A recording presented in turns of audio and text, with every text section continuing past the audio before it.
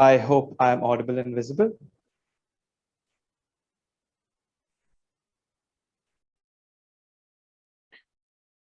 While preparing my speech, I initially thought of motivating you by sharing the struggles I faced in my life or speak of famous personalities on how they overcame their hardships in life in order to excel.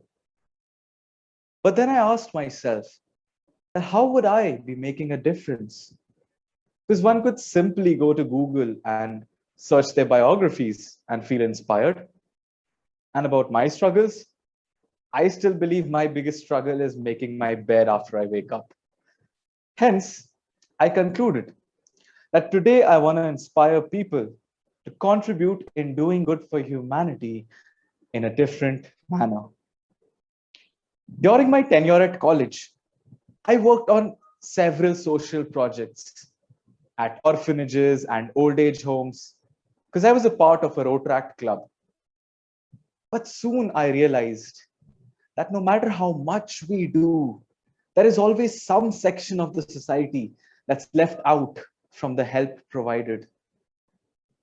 So, in order to ameliorate my knowledge over global issues, I used to participate in a lot of Model United Nations, where I debated in different committees dealing with different world problems. That is, in the DISEC committee, we spoke about prevention of war, in UNHRC about human rights, in UN Women about women rights.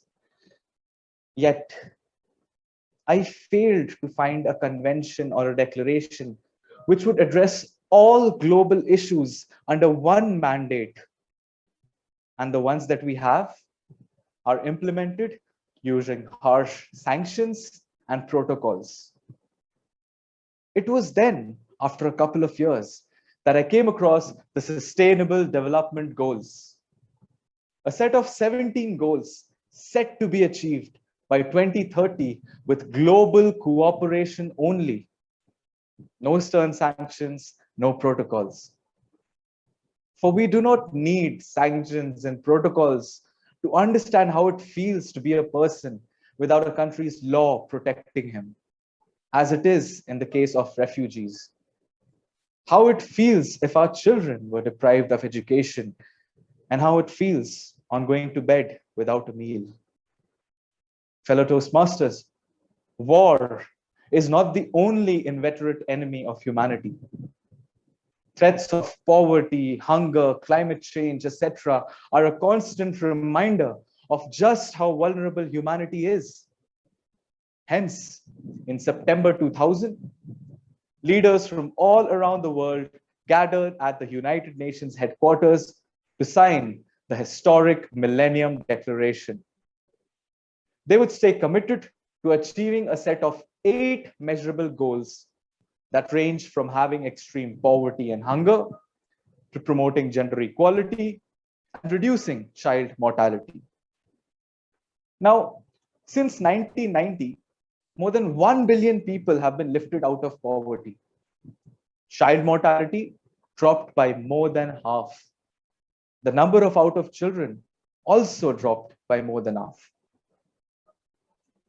Then what just happened that led to the downfall of the Millennium Development Goals? A variety of reasons, fellow Toastmasters. Former UN Secretary General Ban Ki-moon links the failures and the lack of progress to unmet commitments, inadequate resources, lack of focus and accountability. If you ask me, these goals were set in the interest of the bigger nations. Smaller nations didn't have a lot of say. However, we need to acknowledge that the legacy and achievements of the Millennium Development Goals provided us with valuable lessons and experience to begin our work on the new goals. Because for millions of people around the world, the job still remains unfinished.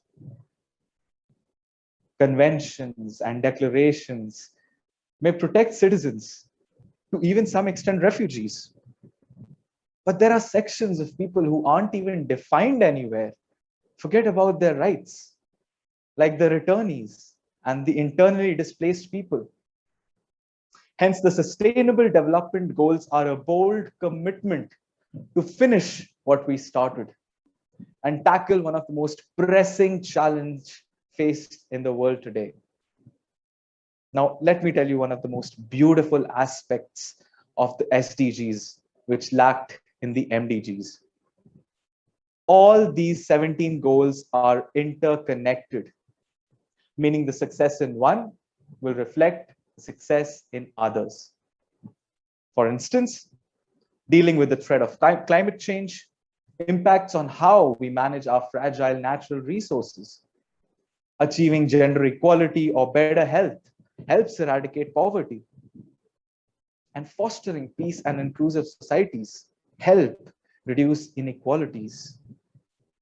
In short, this is the greatest chance we have to have a sustainable future for ourselves.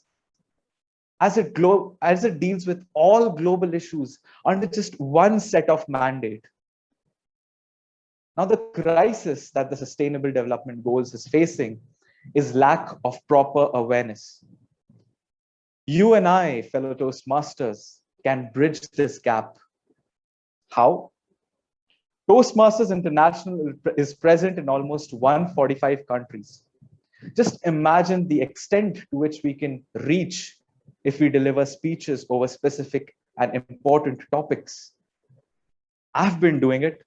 I've traveled to 15 countries by now, spreading the word about sustainable development. And the response has been phenomenal.